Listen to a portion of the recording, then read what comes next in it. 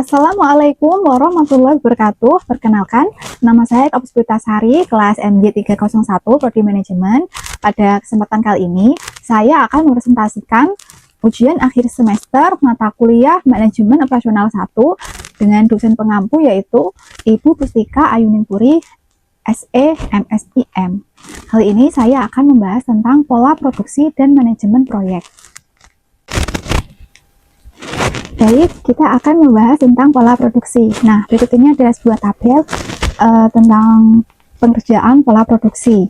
Nah, yang pertama yaitu triwulan pertama ada permintaan 400 unit, lalu triwulan kedua dengan permintaan 1.100 unit, lalu triwulan ketiga dengan permintaan 1.300 unit, lalu triwulan keempat permintaan sebesar 900 unit. Lalu kita diminta untuk pola produksi mana yang sebaiknya dipilih oleh perusahaan.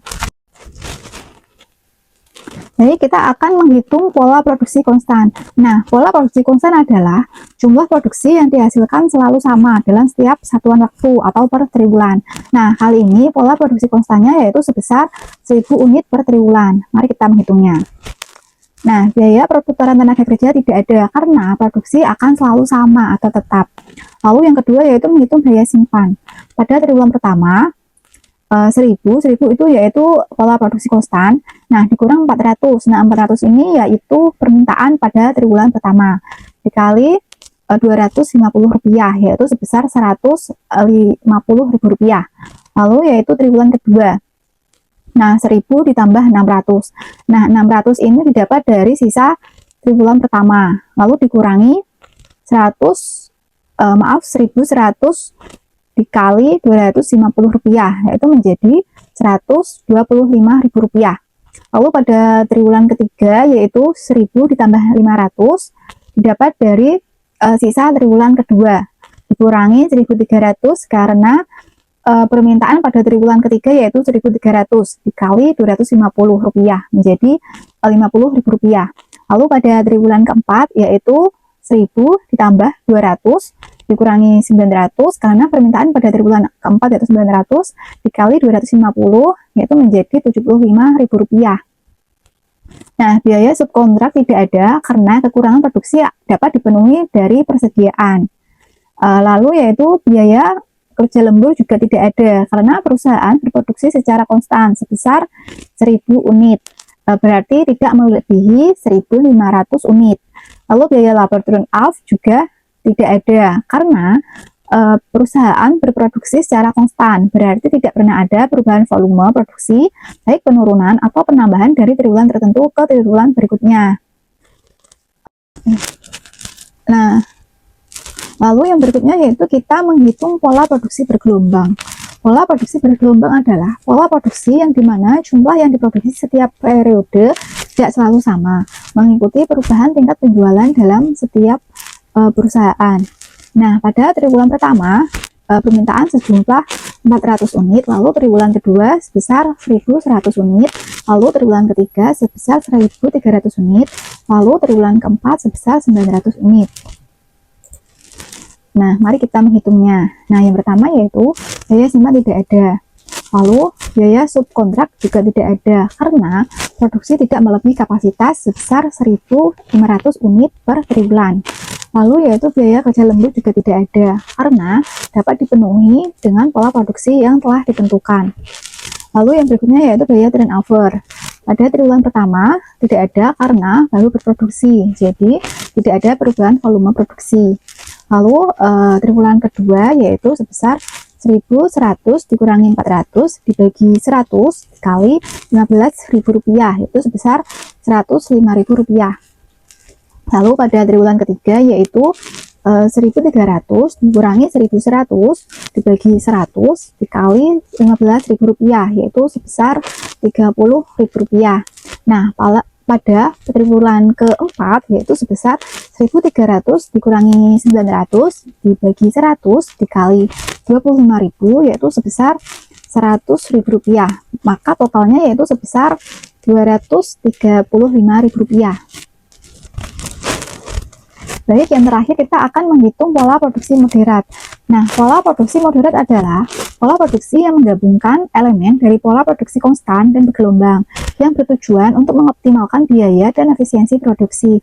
Nah, di sini pada triwulan pertama dan kedua yaitu sebesar 800 unit, lalu pada triwulan ketiga dan keempat sebesar 1.200 unit. Mari kita menghitungnya. Nah, yang pertama yaitu menghitung biaya simpan.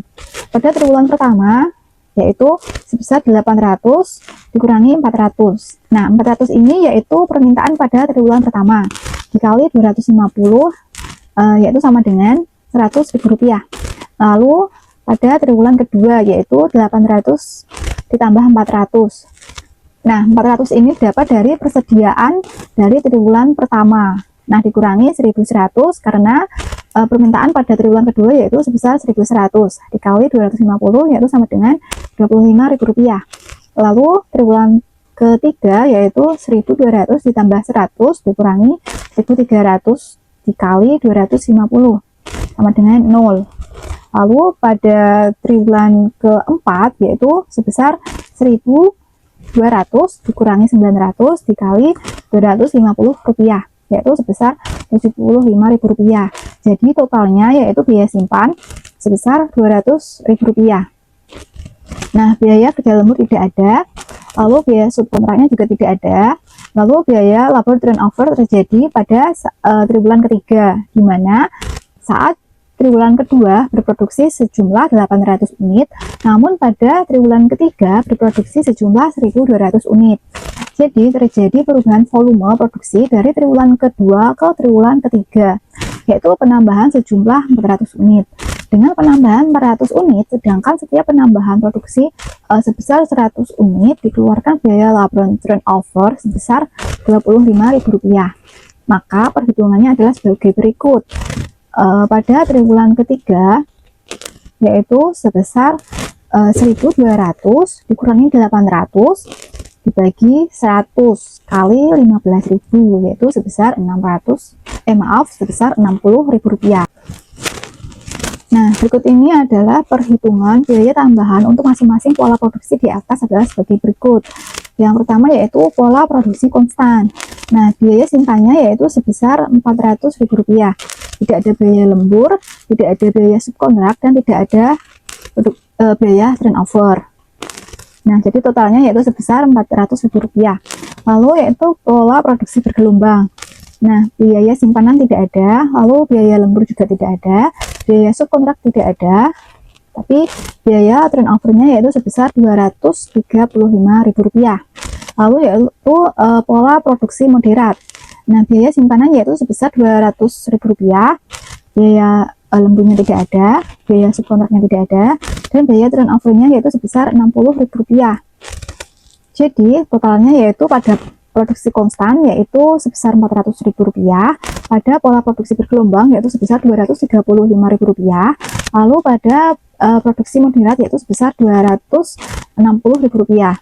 Jadi kesimpulannya yaitu dari analisis yang dilakukan di atas, pola produksi yang dipilih adalah pola produksi bergelombang karena biaya yang dikeluarkan yaitu sebesar Rp235.000. Yang kedua yaitu kita akan membahas tentang manajemen proyek. Nah, berikut ini adalah tabelnya. Nah, pada kegiatan A, waktunya yaitu 6 jam, pendahulunya tidak ada. Lalu kegiatan B, waktunya 7 jam, pendahulunya tidak ada. Nah, kegiatan C, waktunya 5 jam, pendahulunya yaitu A. Lalu kegiatan D, sebesar 6 jam, pendahulunya yaitu B dan C. Lalu kegiatan E, waktunya 5 jam, pendahulunya yaitu B dan C. Lalu kegiatan F, waktunya 8 jam, pendahulunya yaitu D. Lalu kegiatan G, waktunya yaitu 4 jam, pendahulunya yaitu E dan F. Nah, kita diminta untuk menggambarkan jaringan proyek dan menghitung slack time-nya dan tunjukkan jalur kritis pada proyek ini. Nah, baik, kita akan menggambarkan jaringan proyeknya. Nah, dapat kita lihat bahwa di sini yang tidak memiliki pendahulu yaitu A dan B. Maka untuk kegiatan lainnya memiliki pendahulu yang berarti dia dapat dilaksanakan jika pendahulunya sudah selesai. Nah, dari sini kita dapat lihat yaitu kegiatan A dan B karena tidak ada pendahulu maka dimulai dari start. Nah, untuk kegiatan C, karena pendahulunya yaitu A, maka aktivitas C bisa dimulai setelah aktivitas A selesai. Lalu yaitu kegiatan D. Nah, di sini kegiatan D pendahulunya yaitu B dan C. Nah, berarti aktivitas D bisa dimulai setelah aktivitas B dan C selesai. Lalu yaitu aktivitas E. Nah, di sini pendahulunya yaitu B dan C. Berarti aktivitas E bisa dimulai setelah aktivitas B dan C sudah selesai. Lalu yaitu kegiatan F. Nah, kegiatan F ini pendahulunya yaitu D, maka aktivitas F bisa dilakukan setelah aktivitas D selesai. Nah, yang terakhir yaitu kegiatan G. Nah, kegiatan G ini pendahulunya yaitu E dan F. Maka aktivitas G bisa dimulai setelah aktivitas E dan F selesai. Baik, berikutnya kita akan menghitung slack time dan jalur kritisnya. Nah, di sini ada keterangannya yaitu early start atau ES, yaitu waktu mulai paling awal, lalu yaitu late start atau LS, yaitu waktu mulai paling akhir, lalu early finish atau EF, yaitu waktu selesai paling awal, dan late finish yaitu LF atau waktu selesai paling akhir. Nah, di sini kita akan menghitung semuanya untuk mengetahui jalur kritis mana yang didahulukan. Nah, untuk ES dan EF dimulai dari kiri, dari kegiatan A ke kegiatan H. Dan untuk LF dan EF dimulai dari kegiatan H ke kegiatan A. Jadi dimulai dari mundur karena kegiatan H ke kegiatan H ke kegiatan A. Nah, mari kita menghitungnya. Nah, kita start dimulai dari A. Nah, untuk A ini waktunya yaitu 6. Nah, untuk ES-nya 0 karena pendahulunya tidak ada. Nah, untuk EF yaitu 6. Lalu kita ke kegiatan B. Waktu durasinya yaitu 7. Nah, untuk ES-nya yaitu 0 karena tidak ada pendahulunya. Dan untuk EF yaitu 7. Lalu kita ke kegiatan C. Nah, kegiatan C ini pendahulunya yaitu A. Maka ES dari C yaitu 6. Lalu kita ke EF.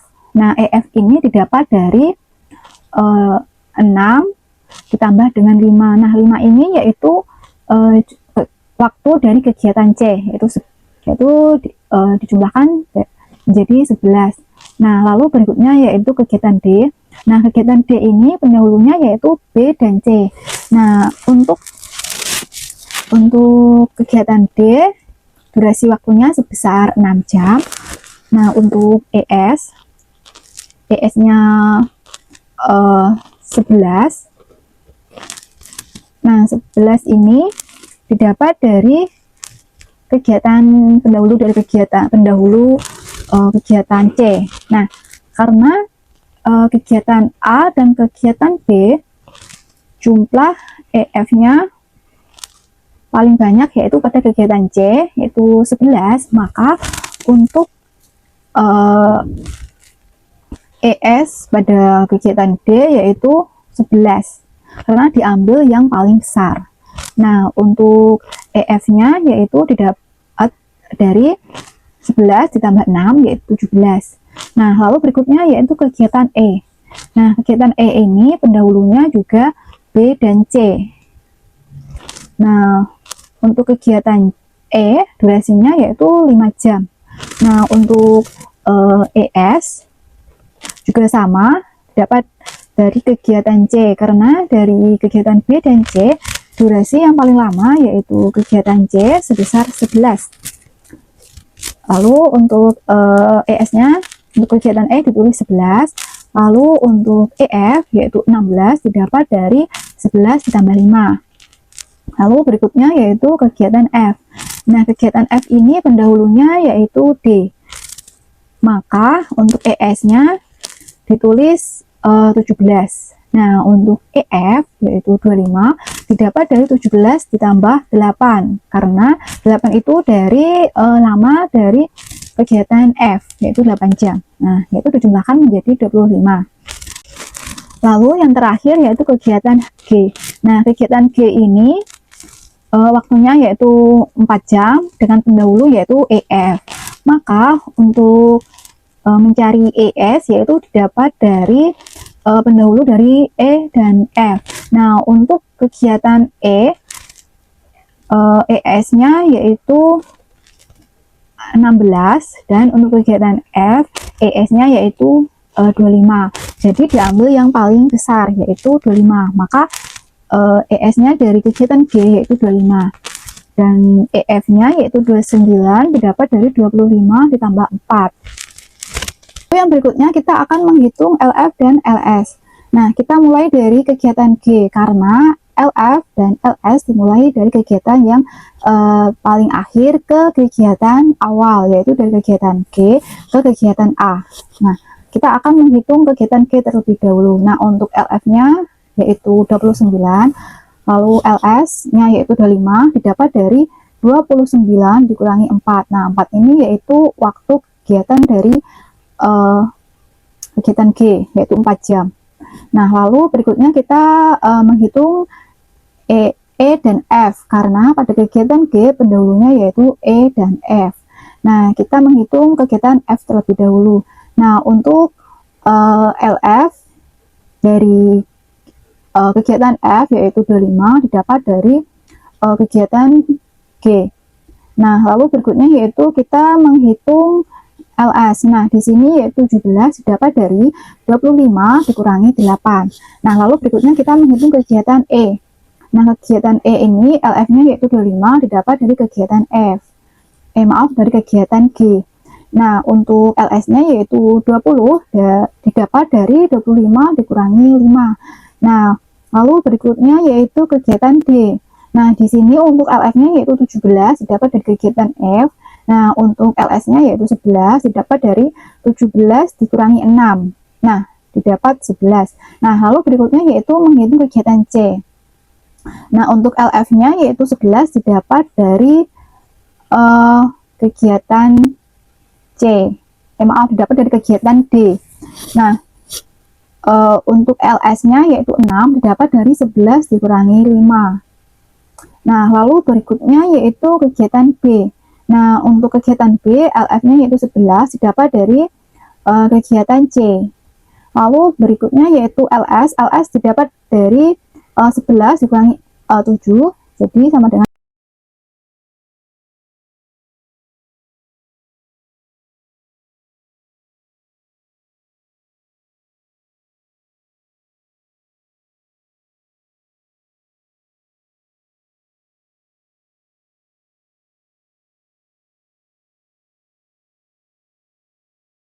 Nah, berikut ini adalah kesimpulan dari kegiatan yang sudah kita kerjakan tadi.